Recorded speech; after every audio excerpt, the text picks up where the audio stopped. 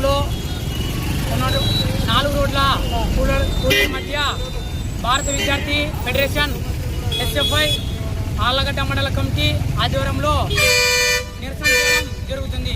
ఈ నిరసన ముఖ్య ఉద్దేశం ఏదైతే నీట్ పేపర్ లీకేజ్ ఉందో, నీట్ ఎగ్జామ్ రాసినటువంటి విద్యార్థులు దాదాపు 22 లక్షల మంది విద్యార్థులు నీట్ ఎగ్జామ్ రాయడం జరిగింది. ఆ ఎగ్జామ్ని లీకేజ్ అయ్యి క్యాన్సిల్ కావడంతో దాదాపు 8 మంది విద్యార్థులు ఆత్మహత్యలు చేసుకోవడం కూడా జరిగింది.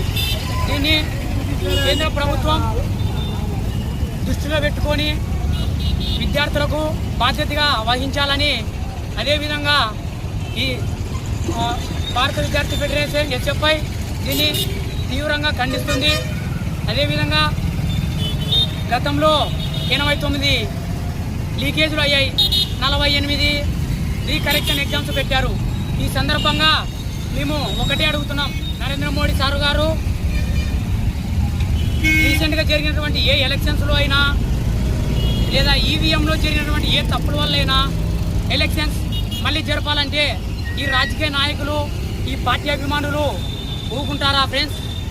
అదేవిధంగా వాళ్ళకు ఎంత కోపం వస్తుందో ఈ నీట్ విద్యార్థులకు ఎగ్జామ్ క్యాన్సిల్ చేసినందుకు, లీకేజ్ అయినందుకు అంతేవిధంగా అదే కోపం వస్తుంది, అంతే బాధ లేస్తుంది. ఈ నీటికి కారణమైనటువంటి ఎవరైతే ముద్దాయిలు ఉన్నారో వాళ్ళని అరెస్ట్ చేసి కఠినంగా శిక్షించాలని భారత విద్యార్థి ఫెడరేషన్ ఎస్ఎఫ్ఐ డిమాండ్ చేస్తుంది. అదేవిధంగా నీట్ పేపర్ లీకేజ్కు బాధ్యతగా వహిస్తున్నటువంటి కేంద్ర విద్యాశాఖ మంత్రి తక్షణమే రాజీనామా చేయాలని భారత విద్యార్థి ఫెడరేషన్ ఎస్ఎఫ్ఐ డిమాండ్ చేస్తుంది. అదేవిధంగా ఎన్టీఏ నేషనల్ టెస్టింగ్ ఏజెన్సీ తక్షణమే రద్దు చేయాలని, లేని పక్షంలో పెద్ద ఎత్తున ఆందోళన చేస్తామని తెలియజేస్తున్నాం.